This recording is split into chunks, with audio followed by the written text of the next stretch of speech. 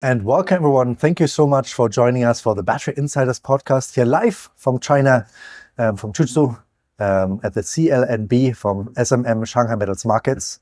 I'm very excited of Eric with us today. I was also presenting earlier. Eric is from the Lithium Association of Zimbabwe. We appreciate you being here.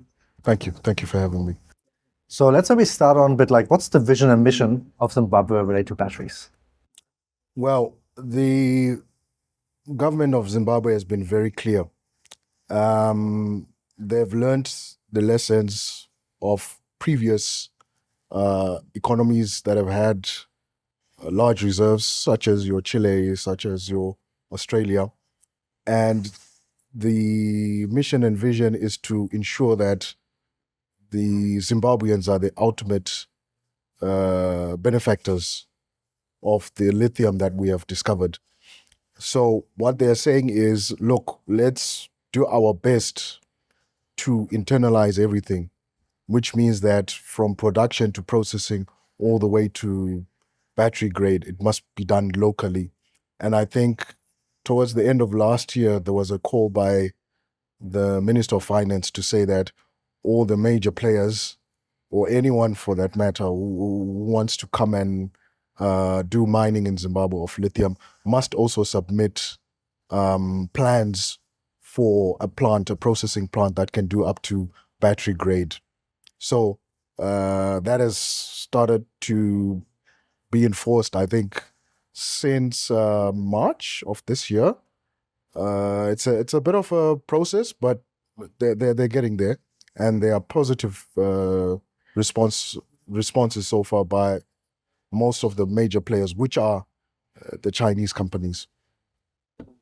Excellent. What are maybe some of the recent government policies which are published which support the battery industry in Zimbabwe? Well, so far there are a couple of incentives, and a lot of the players are very much keen on tapping into those. Obviously, we know that there's been the export ban, but apart from the ban, there's also an allowance within a certain period of time for people to be allowed to export a certain portion of the ore or the concentrate, whichever that they feel is necessary. Then they have to have obviously submitted their plans for the processing plant, either to do concentrate or up to battery grade. So there are a lot of things that are still need to be fine-tuned. But in terms of tax incentives, in terms of rebates, in terms of money remittances, there are a lot of policies that are there, and anyone can actually go on the various websites and get that information. Or if they would like to get assistance, we can assist them to compile all the information. Brilliant. Thank you for that. And then if you look at, and you already touched on this a bit before, right, from the vision, but I mean, Africa has a lot of critical minerals, right? It's very known for that. But usually, they're often exported, right, and processed somewhere else. And there's a bit less maybe value addition happening in the countries itself. So what are maybe some of your thoughts? How can the government change that, or what's the view from the government on that? You already touched on this a bit. And how do you want to bring maybe more other companies for additional value steps in the battery value chain to Zimbabwe? I think if I speak on the part of the Zimbabwean government, so far what they've done has created a conducive environment. What needs to happen now is just a willingness from investors to actually come on the ground. Because what has been happening, especially in Zimbabwe, is that I think 60 or 70% of the people who come and purchase lithium are actually not the end consumer. They are traders, and most of the time they're not even traders, they're speculators. So what that means is, for example, right now, you have the small to medium scale miners that we are dealing with who are facing challenges to export, and some of even the major players. Why? It's because most of their major customers were traders, and not the consumers here.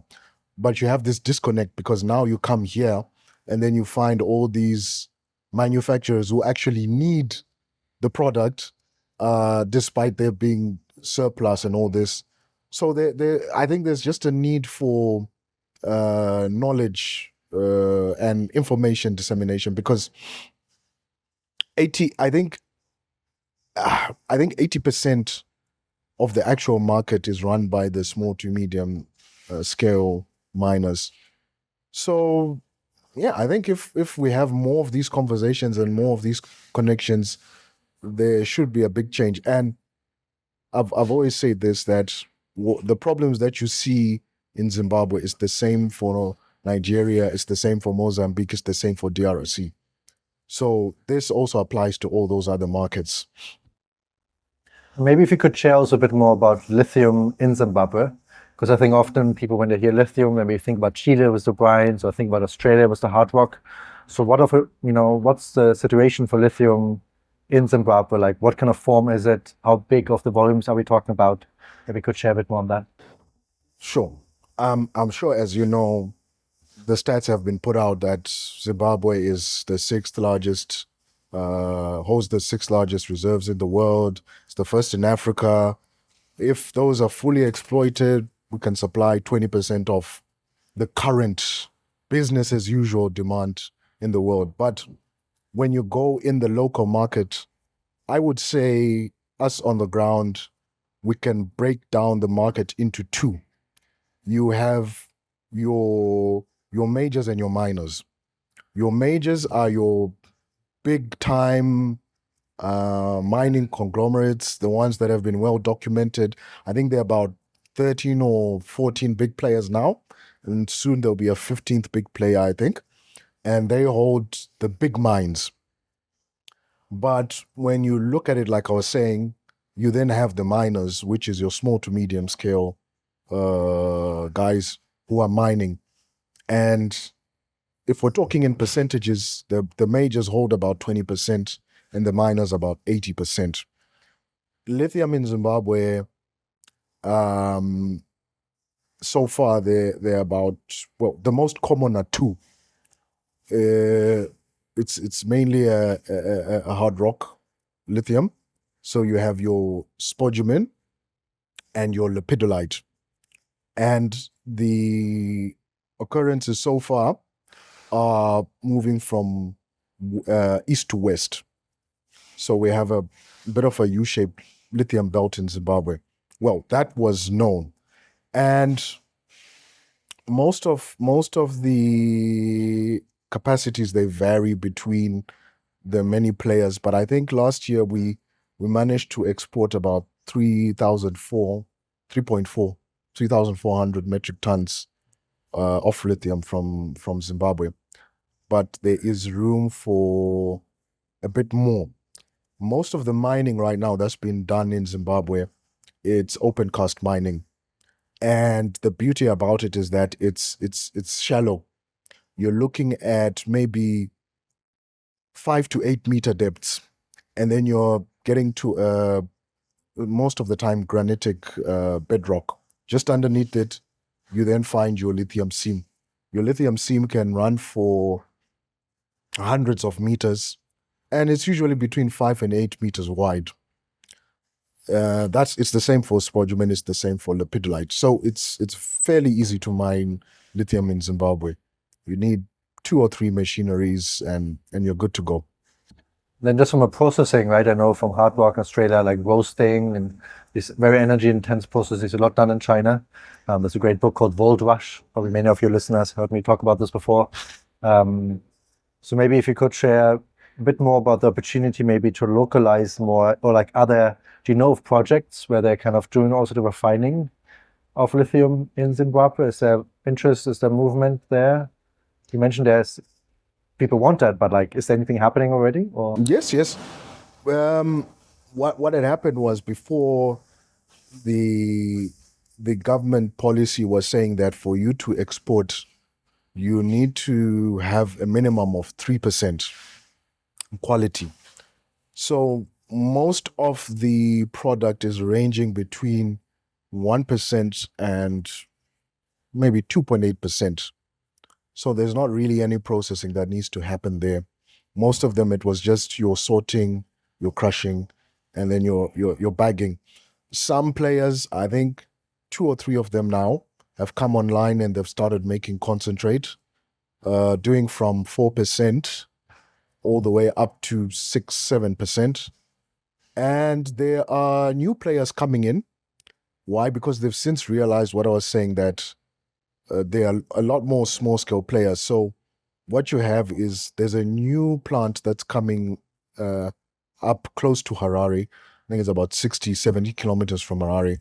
And that plant is going to be sourcing from local miners within a 50, 60 kilometer radius. So what they have is just the plant. And they're going to be supporting the local economy by ensuring all these miners can actually meet their capacity. I'm not sure on the specs for that particular one, but so far the climate is very, very much favorable for someone who wants to come in and set up a processing plant in Zimbabwe. Great, no, exciting to hear that. And maybe kind of as a final question, do you have any kind of, final thoughts about the battery industry and maybe also what the government of Zimbabwe can do to support that further? I think, like I said before, the government of Zimbabwe has done quite a lot in terms of policy. Yes, obviously they're still learning a lot of things along the way, but so far the environment is very much favorable. What needs to happen is just a willingness from the investors to say, you know what, I'm just going to take a flight to Zimbabwe, get to meet the locals, get to see some of the places, and we're in a position to host anyone who wants to come over and actually go on the ground. Most of the time when I receive calls, it's from someone sitting in an office in New York, and they're asking me about the lithium ban in Zimbabwe. And I tell them there's no lithium ban in Zimbabwe. And he's saying, well, I've read. And I'm saying, well, I'm on the ground and I'm telling you. So, and I always tell them, feel free to come over. We are very much able to host. We're a very friendly nation. We love to have visitors come over. So anyone is welcome to hop on a flight, come to Zimbabwe. We know of all the major mines. We know of all the good small to medium scale players. We can take them around. They can see. If they want to look at possible mine investments, we can also help them with that. If they want possible locations for setting up a processing plant, we can assist them on all of that as well. I mean, that sounds like an amazing invitation. So, I mean, I can offer anybody interested, get in touch with me and I will connect you with you or contact him directly, Eric. And yeah, I think hopefully you get some more visitors there. I really want to thank you, Eric, for spending your time with us, giving us some of this perspective and insights into Zimbabwe, especially on lithium and batteries. I also want to thank all of you for listening, and also want to thank Shanghai Metals Markets to host us here at this exciting event in China. And yeah, hopefully see you very soon. If you're interested in more of these episodes, feel free to go on batteryinsiders.com and subscribe there. Also subscribe on YouTube and Spotify and Apple Podcasts, anywhere you listen to your podcast. With this, thanks so much again, Eric. No, thank you. Thank you for having me. All right.